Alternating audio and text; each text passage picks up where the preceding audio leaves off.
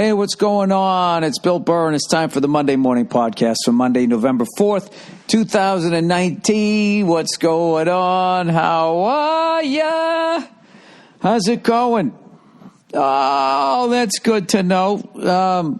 I am going to be in Boston this week. I'm doing the Comics Come Home 25th annual Boston Comics Come Home with Dennis Leary, Cam Neely, the Cam Neely Cancer House and all that type of stuff. Great stuff. It's going to be Saturday night at the Boston Garden. It's going to be an incredible lineup. I think it's all sold out. There might be a few tickets left. Go online, talk to a scalper, whatever the hell it is you do. Another announcement here. What the fuck is it? Scrolling up, scrolling. The 8th annual Patrice O'Neill Comedy Benefit is going to be Monday, January 27th, 2020 at 7 p.m. at the New York City Center Theater. The lineup includes yours truly, Ronnie Chang, Judy Gold, Sam Morrell, Andrew Schultz, Cypher Sounds, Rich Voss, Paul Verzi, and Roy Wood Jr. Still adding people to this thing, special guests and whatnot. It's going to be fantastic. Tickets $75. Tickets can be purchased at the theater box office, 131 West 55th Street, New York, 10019. Or you can call the City Center tickets at 212-581-1212 or directly on my website at billburr.com. I believe will take you to a link. It's been such a great benefit all of these years and has really helped out the people that Patrice loved and was taking care of. All right, that is the deal. Okay, and lastly but not least, Lee. Oh, two more announcements. Oh, he's the fucking town crier. The absolutely fucking hilarious, one of my favorite people in this business, Todd Rex. His, the fuck kind of inhale was that? Jesus Christ. You ever, like, in your body just decides you're going to inhale? I was like, Todd Rex. New special. His new special will be airing on All Things Comedy YouTube page on Monday, which is today. Beautiful Mess. Okay, and then, now this one's lastly but not leastly. We added a late show in Memphis, Tennessee on January 6th. That's a Monday. Pre-sale is Tuesday. The code is BURR, B-U-R-R. Goes on sale to the public on Friday. Yeah, that's going to be fun. Why are you there on a Monday night, Bill? Because I'm going to go to the Memphis Grizzlies game on Tuesday. And then I'm going to drive down to New Orleans and go to the fucking New Orleans Pelicans game on Wednesday. And then I'm done with the NBA. I've been to a home game of everybody in the league to add to home game of everybody in Major League Baseball and NFL football. And then all I got got 3 teams left in the NHL, Ottawa, Carolina, and Vegas. And I should be knocking those out. And I'll be all done. And then I could just move on to MotoGP and fucking Formula One or whatever the fucking else I have to figure out how to keep myself out of trouble here on the road. As I wag my bony, pasty, sober fucking finger at you. You need to clean up your life. All right, with that, let's get to what the fuck everybody wants to hear me talk about. I already know. I bet I got a lot of extra listeners for whatever reason in the Baltimore area. Let's talk NFL football.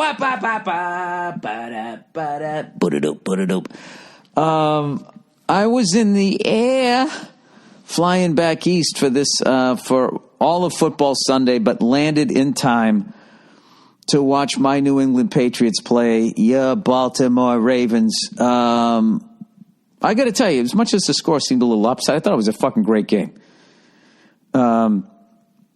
Baltimore came out and just scored at will, ran right through our defense like it was fucking butter. And all of a sudden they're up 17-0, right? You know, you think fucking Bill Belichick's going to put up with that? Of course not. Do you think the fucking Patriots don't have pride or any of that shit? So then we fucking adjusted to whatever the fuck they were doing, which is beyond my comprehension of the game of football with my little flat screen TV here. I didn't know what the fuck happened. All of a sudden, we come roaring back. What was it 17-13 or something like that? I don't know what the fuck it was at the half. And it was like, okay, here come the Patriots. And this young Baltimore Ravens team, how are they going to handle it? Well, guess what? They fucking handled it. I was very impressed. They didn't fold up. You know, like a fucking something, like a shirt you're packing. I don't have a reference. And they hung on, and they won quite impressively. And I was very impressed with Lamar Jackson in that we contained him, and he wasn't running all around the field, and he showed that he could be a fucking pocket passer. I was amazed. And how well, when you took away that facet of his game, that he was still able to just stand in the pocket. So I think this kid has a long career ahead of him, because I was worried when I saw him running around like a fucking running back, which is never a good thing. I don't give a fuck how many games you're winning, how many fucking yards he's getting. It is never a good plan of attack to have your fucking quarterback running around like a running back, because he's going to get hurt like a fucking running back, and then you're going to be fucked. But what I saw yesterday, if I could judge somebody on one fucking game, which is always a crazy thing to do, I think he's got a long, amazing career ahead of him. And not to pat myself on the back, but didn't I say, I've been saying this all year, the Patriots haven't been playing anybody.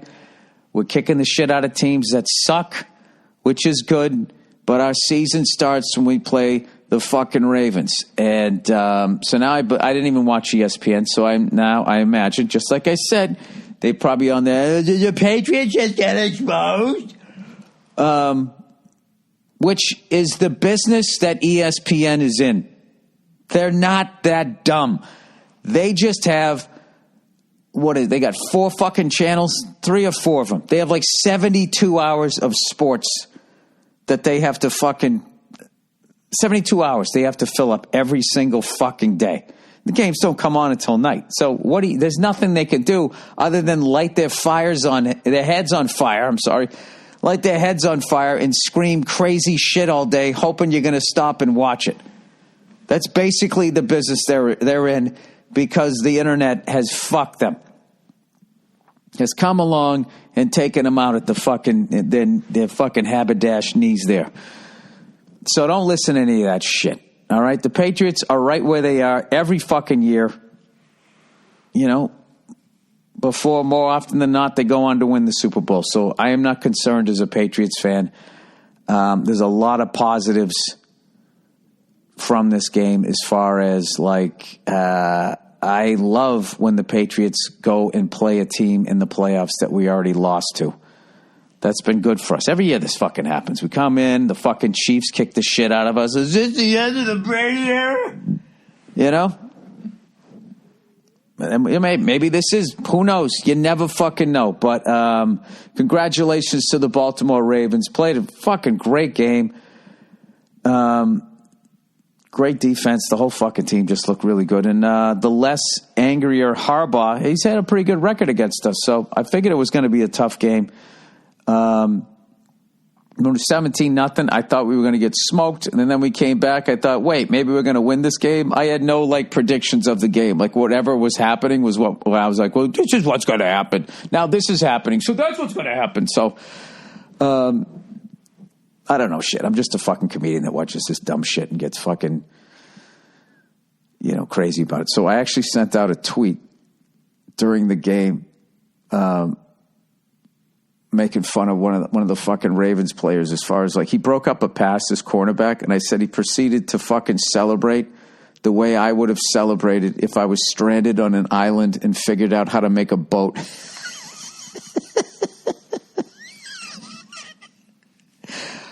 I'm trying to think when in my life I could ever do something that would cause me to stand up, scream to the heavens, and thump my fucking chest. I mean, it's just the funniest fucking thing.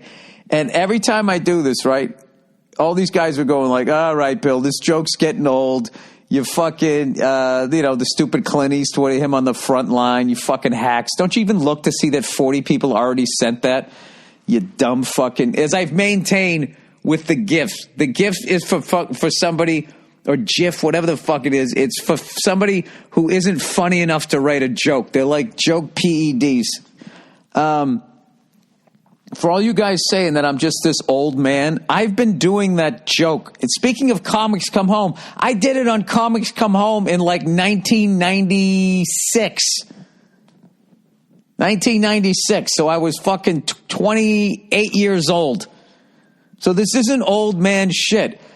It's been slowly, it was out of control enough by 1996 that I had already done a bit on it and it killed. Forget about now. And that's just back when like this touchdown celebrations were getting ridiculous. Like they were running out of ideas and then it was becoming more and more. I'll tell you what was a great one as far as like ridiculous celebrating was the 49ers this week, who looked fucking great, by the way. The 49ers come in and, and also speaking of, how about Seattle? Sneaky Pete up there coming back. I missed the game, but fucking beat Aaron Rodgers and the Green Bay Packers, I believe in Lambeau in overtime. You got to watch out for those guys too. There's some teams all of a sudden starting to fucking show what they're going to be doing possibly in January. Does this mean Seattle's going to win it? My head is on fire. Look at me. I'm saying crazy things. Anyway, the 49ers won Thursday Night Football to I think they're the last undefeated team in the NFL. So if the Patriots don't win it this year, I want the 49ers to win it because I just want them to shut up the stupid fucking 72 Dolphins, with their dumb fucking undefeated record. What did they do? 14, 15, 16, 17-0. The Patriots went 18-0 until they lost to the Giants. But for some reason, it's not a whole season. Then that's not beating what the fuck they did, even though they did one more fucking game. You had to win less games. The whole thing, none of it makes sense. It's like, okay, great. Back then, when there was fucking one game on in the market and there was no fucking pressure beyond just trying to win the game, and they played the Super Bowl during the afternoon. Great jobs, fellas. Anyway, now I'm totally overcorrecting the other way. It's still an amazing accomplishment, but I'm just sick of hearing every year that they pop champagne. That's what it is. It's that they're celebrating somebody else's failure. That's what makes them annoying. But continuing on here. So the 49ers won on Thursday, and Garoppolo, who looks fucking phenomenal, huh? He throws a pass to this dude. He catches it. The guy runs like 3 yards to get the first down. It's like a fucking 4-yard pass. He catches it. I think the whole play was like 6-7 yards. And that was the first down. If they got that first down, then Garoppolo could take a couple of knees and the game was over. The dude who caught the ball, you can't tell me this is old man shit. The guy gets up and he starts running like flipping he celebrated more than Joe Montana did when he threw the ball to John Taylor because he caught a ball for 6 fucking yards for a first fucking down to help ice a regular season game. All right? This is not old man shit. And this is also not. This is what fucking annoys me about it. This is the last thing. Now, this isn't the last thing. I'm going to keep fucking talking about it because it keeps happening. These are not legit celebrations. These are not people playing with the motions. This is all ego-driven, building your brand, trying to get yourself on fucking ESPN or whatever to try to make even more money. All right, just stop it. When you're doing the 300 yell because you got a first down in the second quarter.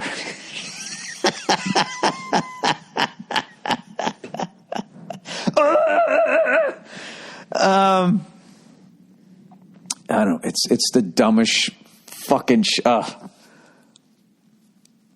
I just wish I had the nerve to walk away from sports. Not that anybody would give a shit, but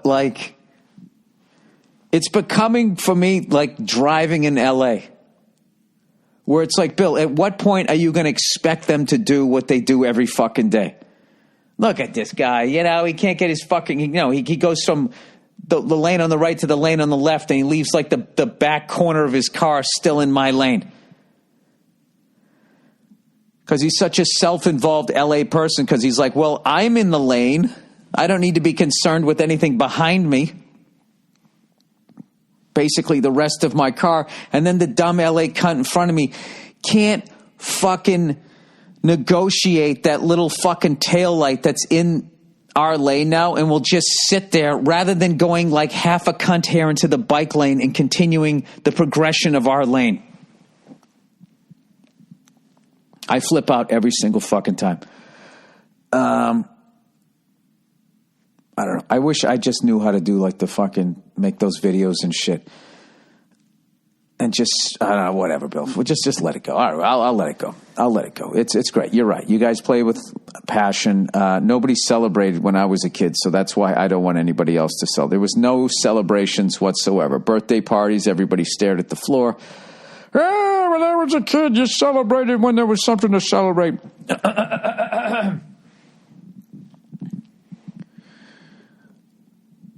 It would be basically... I know, I can't stop. It'd be like if a fucking ocean liner came in. And let's just say you need to tie the thing to the fucking dock, and you need to tie it down in 10 different places. And after the first one you tied down, it's still a problem, man. You need the other fucking 9. The person who tied down the first one ignores the other 9 and starts fucking thumping his chest. It's fucking stupid. And it's a regular season game. Jesus fucking Christ.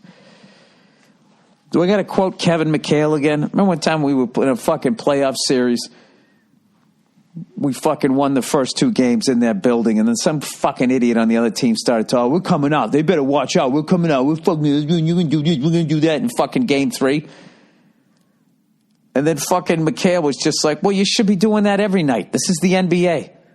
Total fucking pro. We play every night. What the fuck have you guys been doing? The only thing I would be concerned about if I was a Ravens fan right now is if somebody on the Ravens then says something fucking stupid. Which is the dumbest thing. Shit talking is the dumbest shit ever. All it does is just amp the other guy up. I don't understand it. Hey, you're losing and you feel bad. Here's something to latch onto. All right, I'm done. And another thing, the uniforms on Thursday night. All right, sorry. Okay, but for all you guys saying that I'm doing this old man shit, I've been talking about this since 1996. Okay? I was 28 years old. I had a full head of hair. No crow's feet. I had my whole life ahead of me. And I was already talking about how fucking stupid it was. So go fuck yourselves. All right, let's talk about some fun shit. Boston Bruins are on a 5-game winning streak, taking it in tonight against the fucking Pittsburgh Penguins, and then we got they hate it, Montreal Canadiens. Well, I'm thinking, they might be a little hungover from celebrating the Montreal Expos' first World Series win via the Washington Nationals. Celtics are looking good, after a fucking terrible game. The only game I saw, the first game of the year, against the Phillies, the fucking Sixers. They've gone on to beat the Raptors. Who else? The Knicks, and then we had a comeback win against the Bucks. I didn't see any of those fucking games. I've been busy. What do you want from me? But I'm paying attention. I'm hanging in there. I'm looking at stuff. When I get to Boston, I'm going to fucking I'm going to go down to the pro shop there. That's for all my nephews and nieces. That's where I'm going, getting all the goddamn sizes, getting them all the fucking gear. You raise them right. And then go out to Foxborough, Patriot Place, right? I'm doing the uncle run, right? You get him all the fucking sports shit. He's not into sports. I don't give a fuck. Have him wear it anyways. What's he into, the arts? Yeah, have him wear a Patriots jersey. This will save him from a fucking ass kicking on the bus. All right. Sorry. Apologize to all you guys who love to celebrate when you haven't even completed the job yet.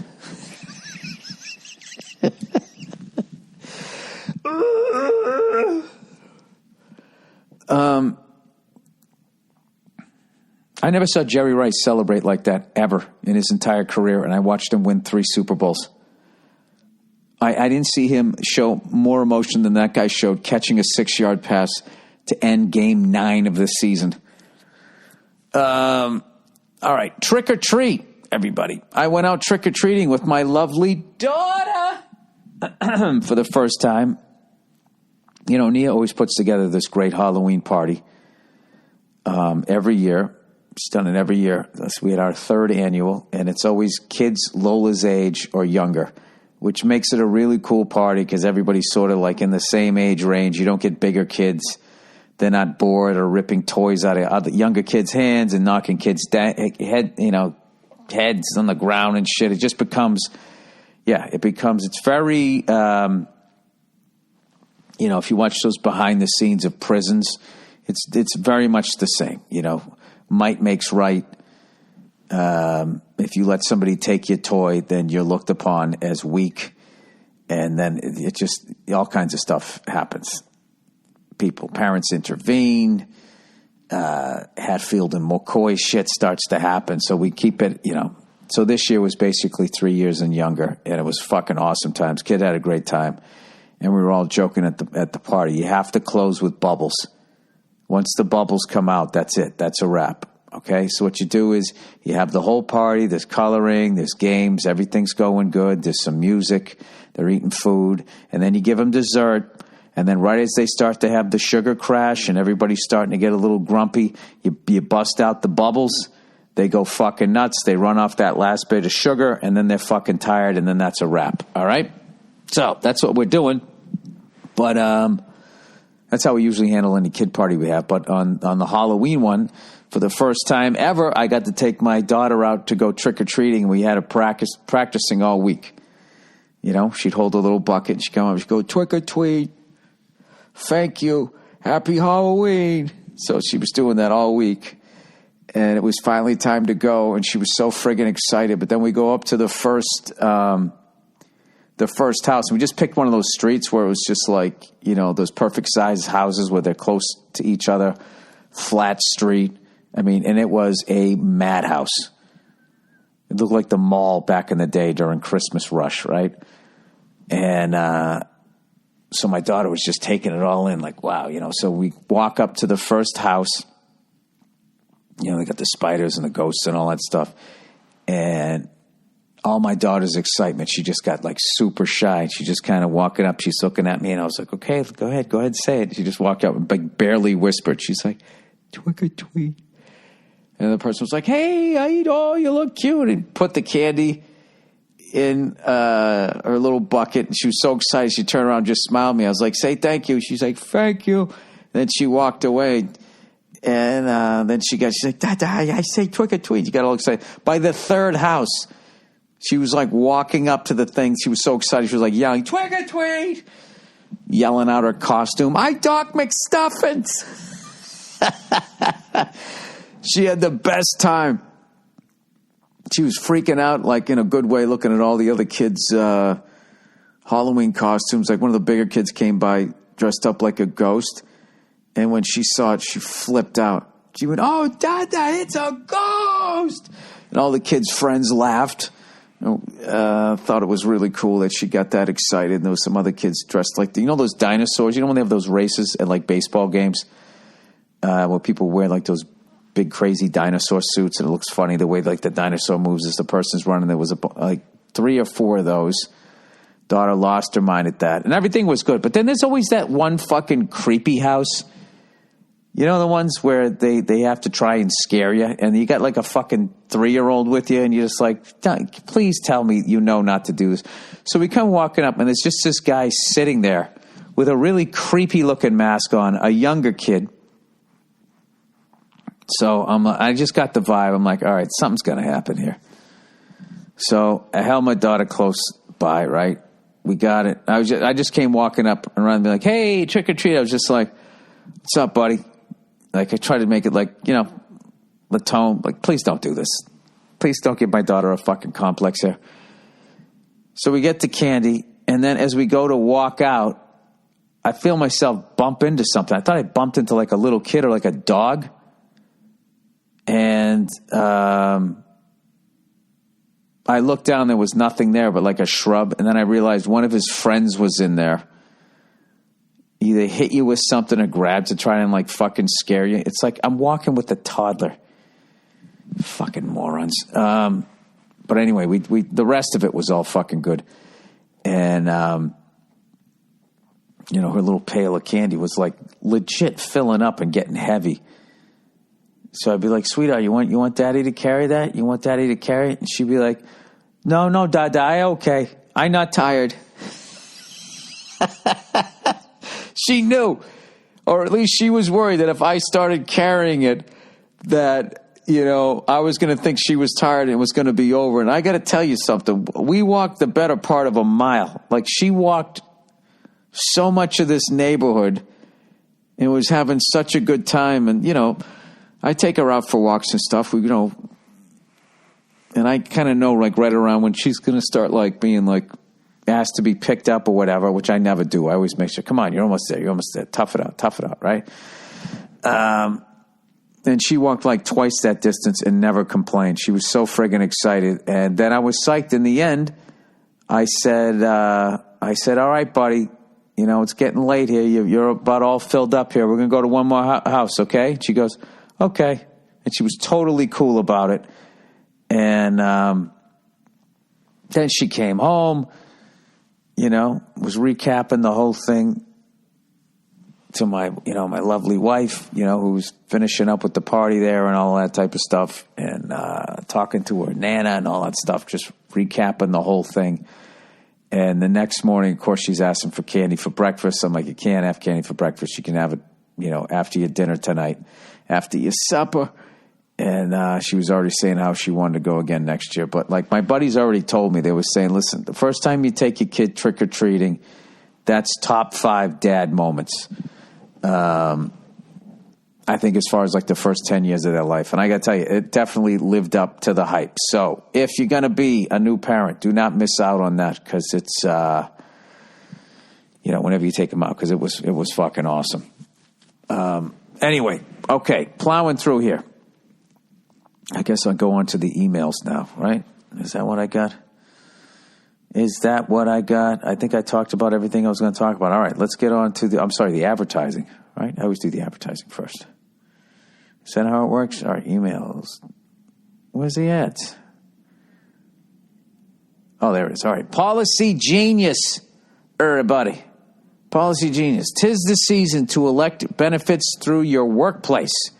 Most people know open enrollment as decision time for health care coverage, but it's also the perfect moment to release your life insurance needs. To properly provide for their families, most people need 10 times the life insurance coverage than they get through their jobs, which means that your employer life insurance is leaving you underinsured. Well, yeah, I think so if you need 10 times that. Unless your wife and kids are going to live it up after you die. Anyways, that's where Policy Genius can help. Policy Genius is the easy way to shop for a life insurance plan that's not tied to your job. In minutes, you can compare quotes from top insurers to find your best price. Once you apply, the Policy Genius team will handle the paperwork and the red tape. I really believe in doing this without your spouse knowing. You know, you don't want to give them motive. Money can do strange things. For all you know, the person you're dating is like, you know, I swear to God, I'd love to push him off a fucking cliff, but, you know, then where would I be? I need 10 times what his day job life insurance is giving me. You know, and then what happens? I'm telling you, if you're an annoying asshole like me, you really got to be careful with the life insurance. Anyways, the life insurance you buy through Policy Genius stays with you even if you leave your job. See, that's a great thing right there. Plus, you want everybody to be taken care of. Nia, do you feel like you're taken care of if I kick the bucket? Oh, yeah, I'll be fine. Yeah? Oh, I thought you meant... I don't mean emotionally, you asshole. Kidding. All All right. So when you're looking at your workplace benefits this month, make sure to double check your life insurance options. Then go to policygenius.com to get quotes and apply in minutes. Policy Genius, the easy way to compare and buy life insurance. I got to admit, once I got life insurance and everything like that, I felt great. Good. I did. It's nice to know if I kick the bucket, you guys will be fine. See ya. Oh. You're not going to come hang? We gotta. Oh, okay. All right. Don't you guys miss? I miss when we used to be able to have time to do the fucking podcast. You know, you got a kid now. That's what happens. That's what happens. Daddy's all alone doing his podcast. Stamps.com, everybody. You know what I hate more than anything? Being bothered with little daily annoyances. Good Lord.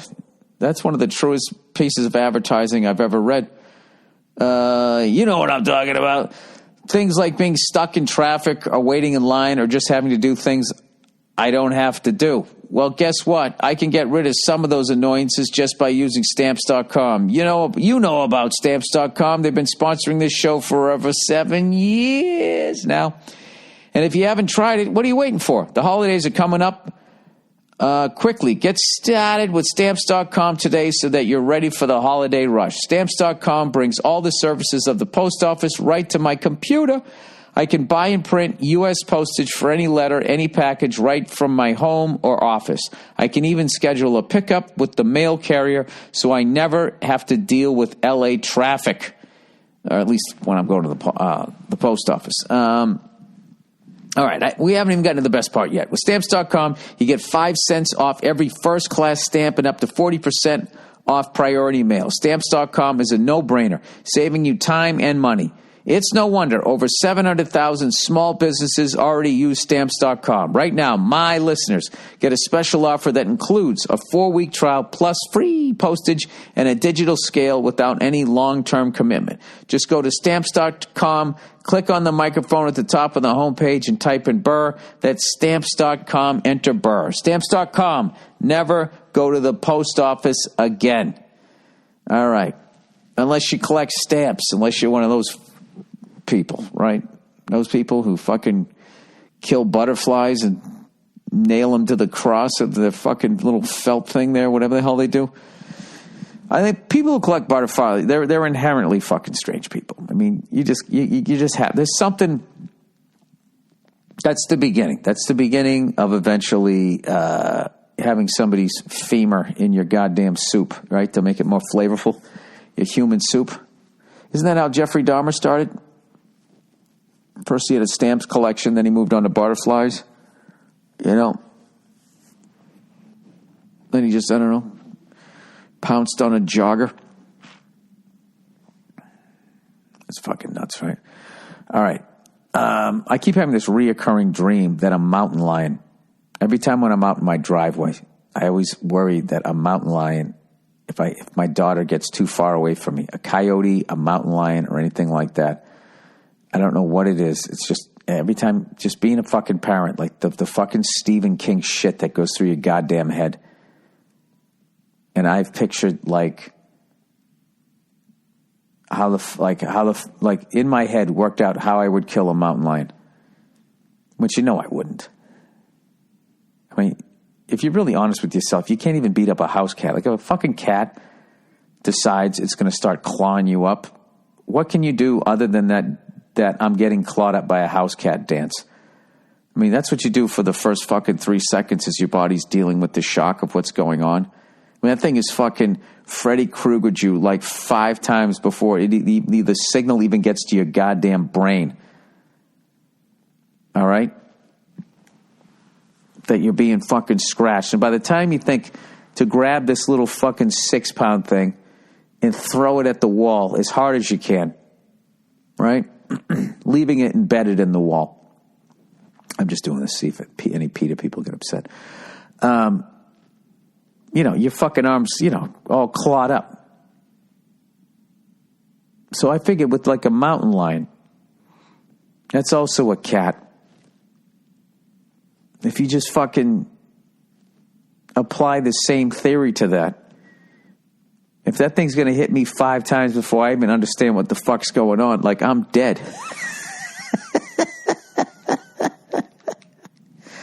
So what I've really worked out is if anything like that happens, I have to sacrifice myself to the mountain lion and hope that he takes the supersized meal. This is fucking morbid shit. Or, Bill, what you could do is get yourself some sort of firearm or at least some sort of weapon, which is also right, too. I don't fucking know. I don't know how to handle any of that goddamn shit. All I know is I was standing in line at the supermarket, and I see this fucking magazine. It says 90% of all species of fish are gone from the ocean, right? Classic thing. And I'm like, oh my God, what are we going to do about it? And it's like nothing. And then they just start talking about man-made salmon. And it's like, that's why I all of this fucking shit, people screaming and yelling like, really? And nobody's going to say anything, really? It's like, well, what are you saying about the fact that 90% of fish, what is more fucking important than that? Maybe that's why all this celebrating sports is what's fucking annoying me, is because it's such like a fucking individual ego, me fucking thing. And listen to all these fucking assholes talking about gender neutral bathrooms and all of this fucking shit. When meanwhile, 90% of fish are gone. All right? That fucking cunt CEO from Exxon was talking about how long they knew that spraying all of the, burning all of these fossil fuels and that it stays in the atmosphere for 10,000 fucking years, what it was going to be doing. Like, what is more fucking important than all of us being able to survive on this planet? Jeez, I mean, the fucking, where, like, it just blows my, I think because that shit, and I'm not going to lie to you, it's overwhelming to me too. Is so fucking overwhelming that we're just going to, I think, is this how we're going to go out? Just nitpicking at each other about stupid little social things? Are you supposed to say they? We're out of fish! When is Jesus going to come back and start pulling them out of the bucket? We're out of fish, sir, ma'am. Ma'am, sir, whatever the fuck I'm supposed to say. Jesus fucking Christ. The problem is everybody thinks like whatever is happening to them is the top of the fucking list of what we should do. This is the time to be humble. Like, I'm fucking done with sushi. I'm never eating sushi again until I see that fucking number drop drastically in the other direction. I'm done with it.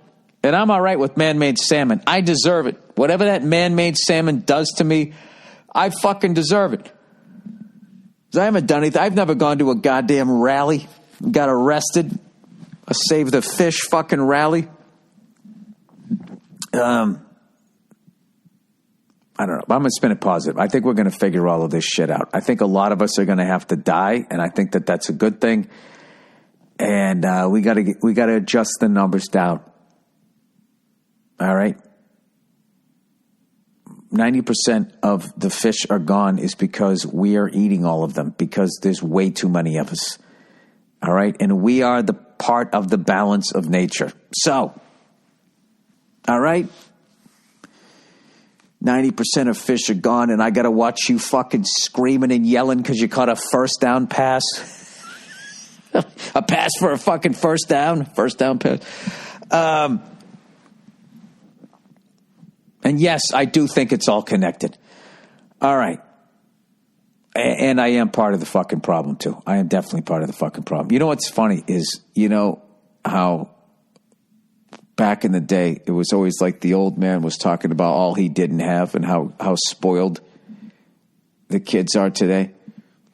You know, I used to have to walk uphill and you guys have something called an automobile. Well, I had to shoe a horse and get kicked in the head. That's how I got to school, right? Now I think it's gonna go the other way. all the kids after us are going to have to pay for our sins of flat screen TVs in every single fucking room. And we're going to have our hats in our hands, and they're going to be like, Dad, I got a butter churner today. Why, in my day, you just went down to the supermarket and bought however much butter you wanted. I don't know. It's going to get fucking weird. It's going to get weird. But, by all means, let's keep continuing to celebrate our individual accomplishments. I would be the douchiest fucking comedian ever if I fucking, that might have been the bit. Was that the bit? No, the bit was the guy at the grocery store bagging the grocery stores, and then he starts doing an end zone dance. If I celebrated after every joke that I told that got a fucking laugh, you'd be like, this fucking guy is the biggest. Wouldn't it be unwatchable? No, he's just having fun. He tells jokes with emotion. All right, doing Sunday football the wrong way. All right, here we go. Here's a guy going to tell us how to do it the right way. Hey, Billy, brag about no booze. I'm not bragging. This has been fucking difficult. All right, and I'm not going to do a fucking dance on November 27th when I break my no booze record. 368 days. I'll tell you, the other fucking night, I hadn't done stand-up in like 4 or 5 days. I literally get depressed if I don't do stand-up. There's something about it. It keeps me fucking in a good mood. All right? Maybe because I'm walking around and I'm watching douchebags celebrating every 5 fucking seconds, and then I'm seeing there's no fish left, and I'm like, why is everybody so excited? Okay? I know those two things aren't connected, but in my world they are, and it brings me down, man. So then I go down and feed my ego. I go on stage, I do my little fucking dance up there, and people fucking applaud and all that shit. I'm going to start wearing a helmet on stage, and at the end of my set, I'm going to fucking take it off and just start screaming at people. So I had a couple of good sets, and I got off stage, and I don't know what the fuck it was. I was like, I was at the comedy store. I was like, I want to get in my car. I want to drive over to the Rainbow Room. I want to sit on a fucking stool next to somebody roughly my age that remembers when Rat, Dawkins, and all these fucking people were touring, and I want to get absolutely fucking shit-faced. I don't know what it was.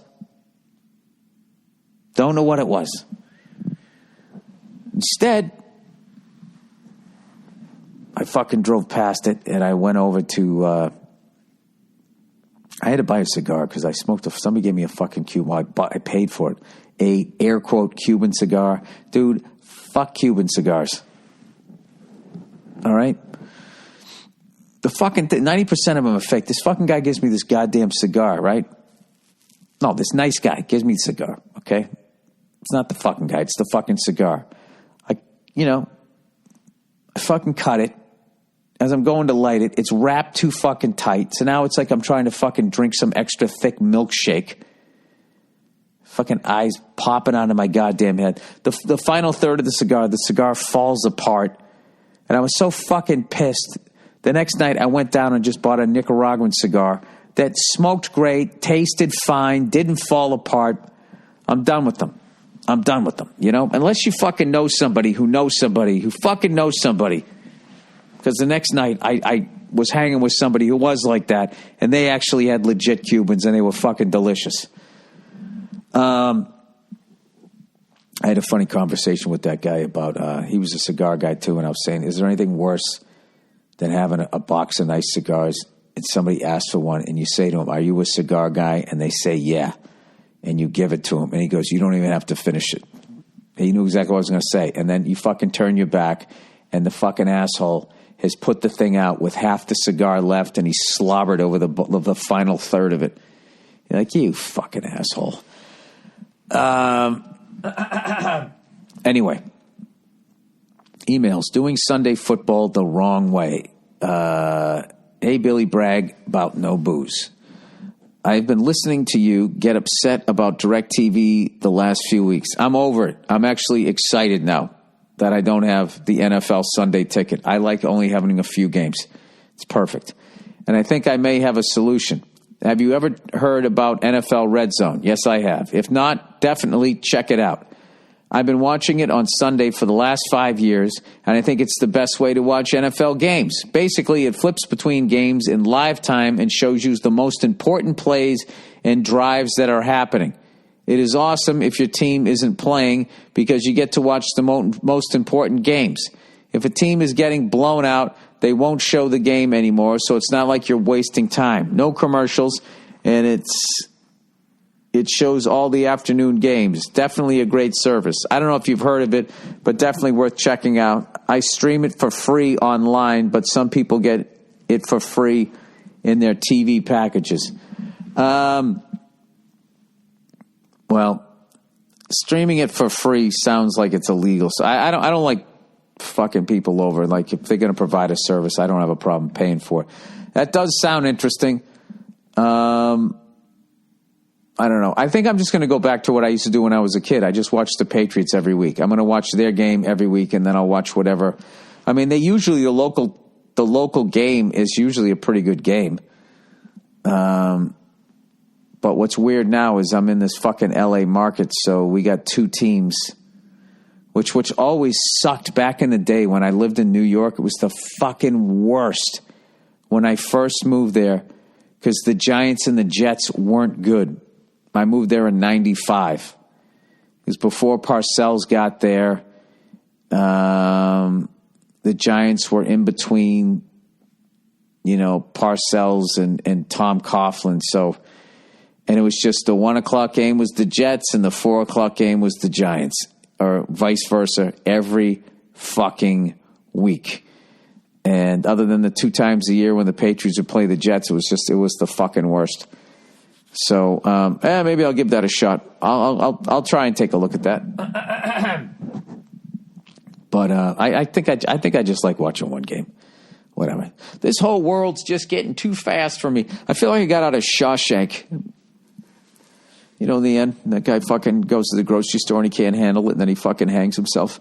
Jesus, Bill, you had to take it to there? Oh, yeah, I did.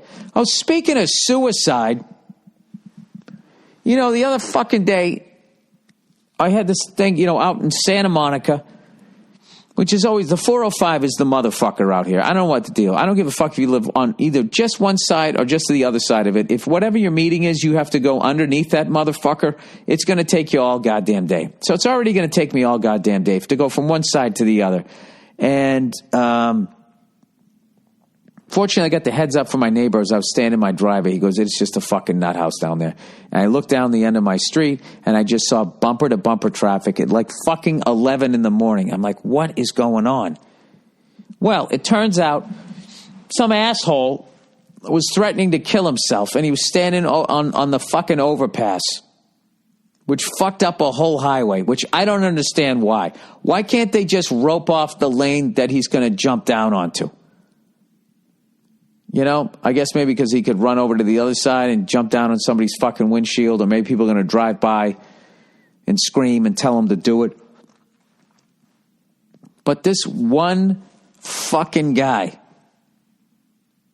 threatening to jump, how much it fucked up traffic in Los Angeles. I swear to God, like, if I was a terrorist group, it's like, we don't need to blow ourselves up. Should we just go there, just stand on a bridge and threaten to jump? We'll do it on every fucking bridge in L.A. and we'll shut the whole fucking city down. We'll just keep doing that. Commerce will be going bad in trucks. It'll be phenomenal. Be fucking phenomenal. By the way, I think I hope these fires are going to get put out soon, man. You got to give it up to the firefighters that are coming down there. I mean, the job that they are doing it's unbelievable. It's unbelievable the amount of fucking people and houses that are in jeopardy, and their batting average. It's like barely anybody dies. You lose some homes. That always sucks. But like what they do it's incredible. It's fucking incredible. And I'm just waiting for one of them to get interviewed who's good looking enough and in as good enough shape that LA's response to it is going to be the firefighter workout. And they're going to make you put on those fucking clothes and start hiking up the mountain. Except you're not putting out a fire. You're burning calories and you're getting that sexy firefighter look. All right, reptiles. Hey there, Bill DeBerg. Oh, by the way, did you guys see that former Navy SEAL who said Epstein didn't kill himself?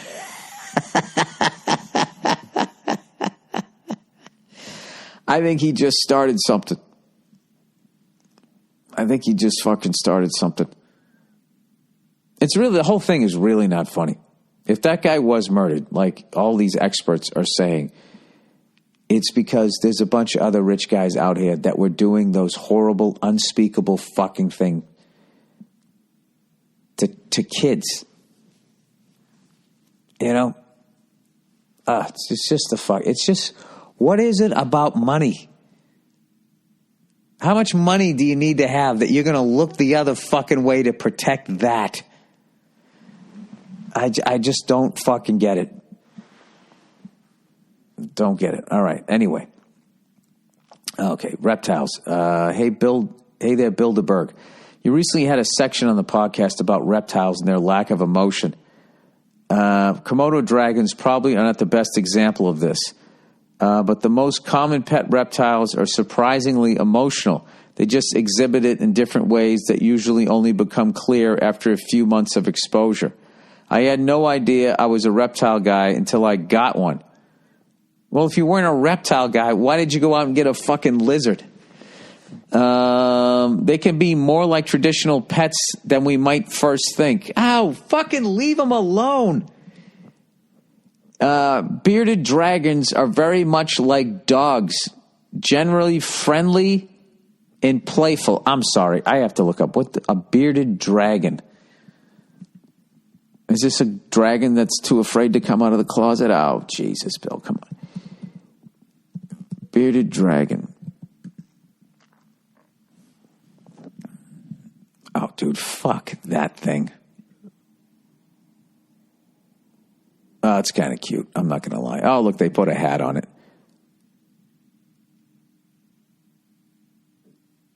Yeah, you know what? I got to admit, there's something cute about that. I'll give you that. Okay. Still really just looks like something you should leave in Arizona or something, right? Sit there and have that in your fucking house. Anyway, they're generally friendly and playful. Frilled dragons, the ones that run on their hind legs with jazz cheeks extended. Oh my God, fuck that. Are very much like cats, more independent but very expressive and extremely emotional. I don't want some fucking little dragon running on the back of its goddamn feet across my house. Anyways, damn thing is like a hormonal cat all year round. I don't want one of those. The scientific name for a frilled dragon is the, Chlamydosaurus kingi? That can't be right. The name didn't stick, probably because it sounds like the king of STD-ridden dinosaurs. Oh, I guess it's chlamydia sounding. The vets that specialize in reptile care are called herp vets, too. So obviously there's some filthy fuckers behind naming this stuff. My Chlamydosaurus, whatever the fuck, kingi, is called Flaps. See the pictures. I don't have the pictures here. Anyways, you were right about Komodos. They're reptilian as fuck, but not all reptiles are cold and dead-eyed. Some can be very expressive, surprisingly sweet, and some can... Oh, you lost all the words here. Can be downright emotional. Or can be downright emo. All right. Love the special, love the podcast, all things comedy, F's family. Thanks, and go fuck yourself. All right. I don't know. Reptiles are just, I don't know. You know that person in the bar, you just know I'm not fucking with them. That's what reptiles are. They got the same fucking look in their face, look in their eyes. All right. Bill, but where would you go? Okay. Dear Billy Downtown, you got the helicopter's license, but when Los Angeles, capital WHEN, when Los Angeles can't sustain itself anymore, and trucks bringing food into the city start slowing down, where are you going to go? You've established yourself as a pretty secretive guy, so I wouldn't expect you to tell us where your safe haven land is located. I'll tell you right now, I have nothing. I don't have a helicopter. I got nothing. It was a crazy idea, and then I just got into helicopters. It was more the crazy idea made me look at helicopters, and I just got into them. Anyways, he goes, but it also sounds like you might not have that in place. My plan, you ask? I didn't ask. In the next year or two, I'm buying a cheap cabin in Maine near a lake with fish, a freshwater well, and land to grow shit. They go for under 50 grand. Yeah, and good luck keeping that. You think everybody's just going to stay in the city and fucking die while you sit there in a lake fishing?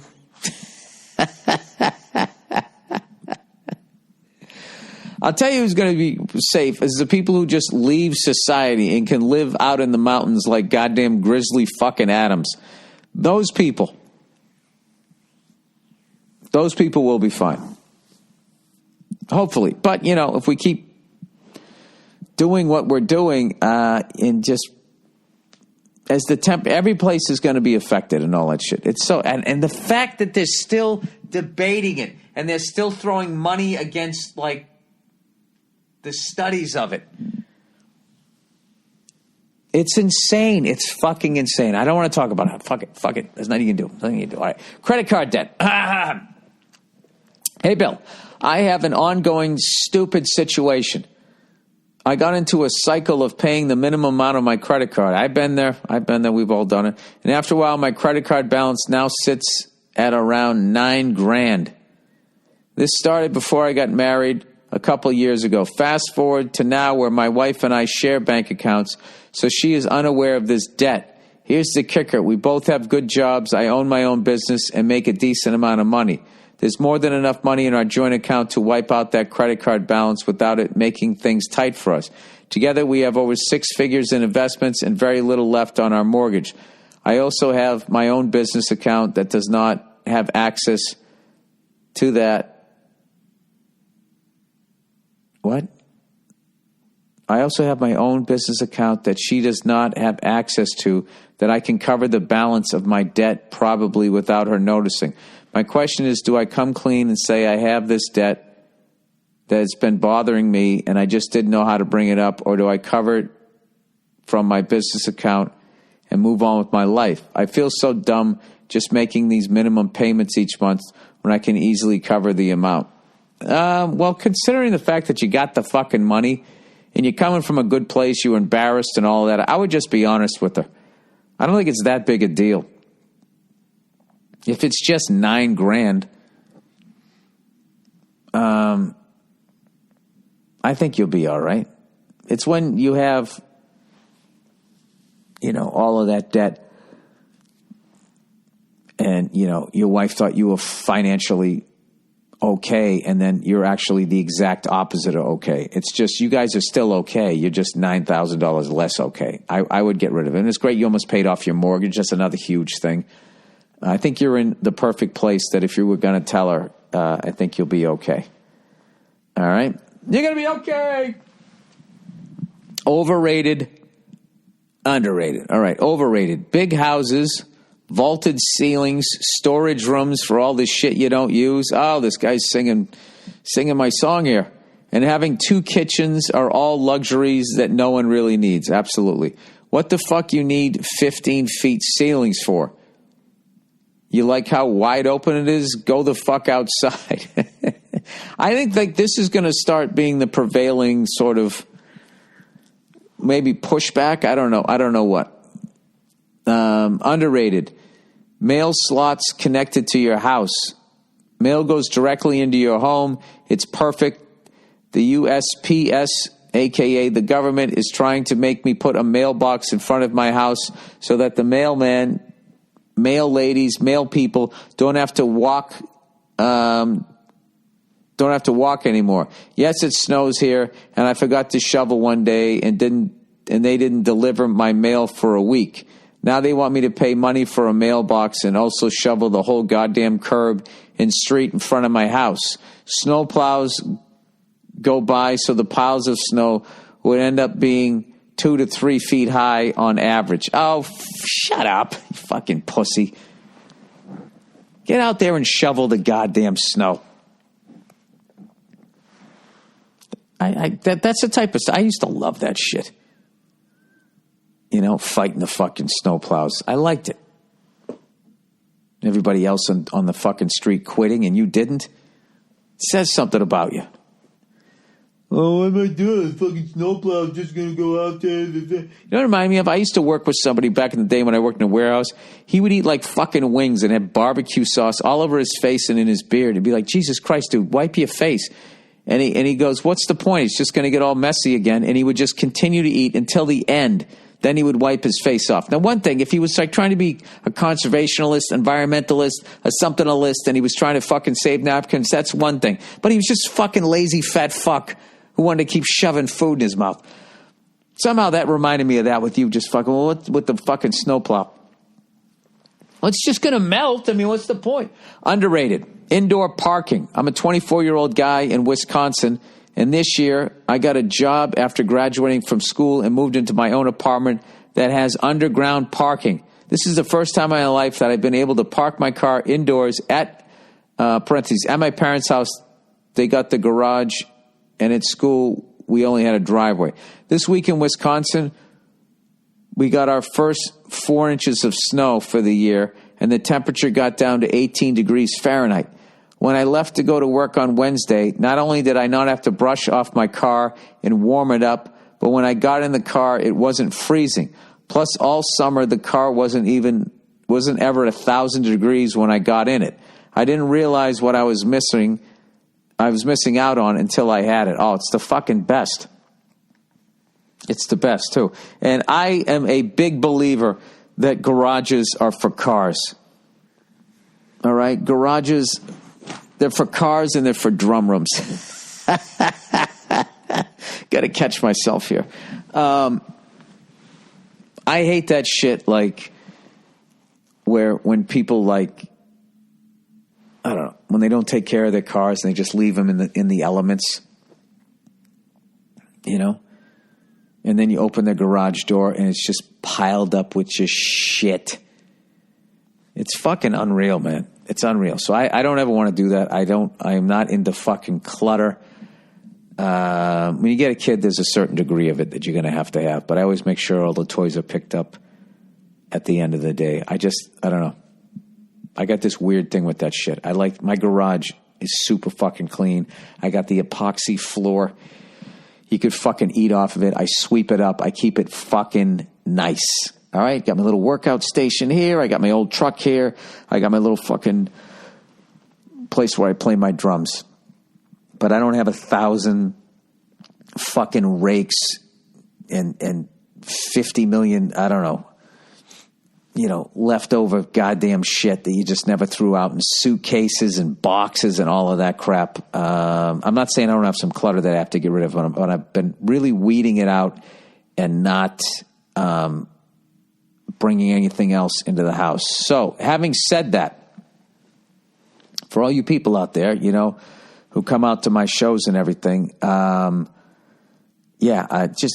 fact that you showed up is more than enough. You don't need to give me anything or anything. I'm trying to get rid of shit in my fucking house. And when you give me something, especially when it's something that you took time to work on to make, I have too much guilt to throw it out. And then I got this fucking thing.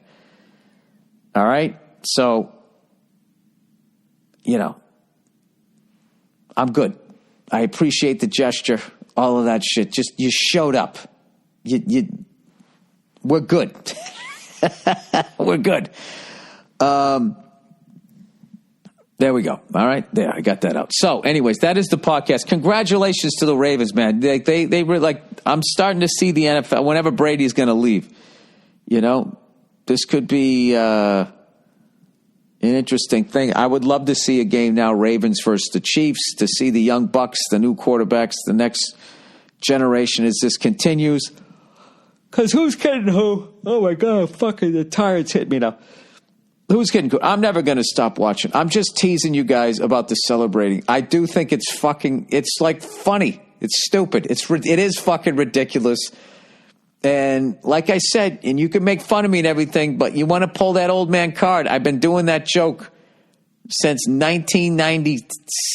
Well, I did it on TV in 96, which means I had the joke for at least since 95, 26, 27 years old. So go fuck yourself. I was in my 20s. I was as old as the people who were doing that celebrating. So go fuck yourselves. I will continue to make fun of it. And as much as you guys say the joke is getting old, I got 12,000 fucking likes. Yeah, from 12,000 old men, man.